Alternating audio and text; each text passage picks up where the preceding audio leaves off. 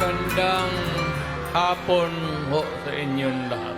Alam niyo, I do not know if you still believe in me.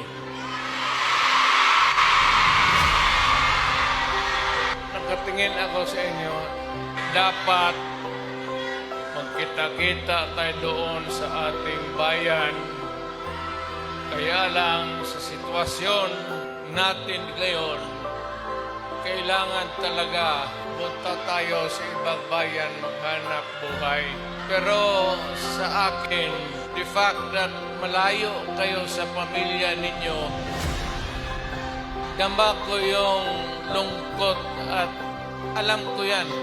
Kasi ganoon rin ako noon. Kaya OFW, magkikinig ako, OFW, mabuhay kayong lahat.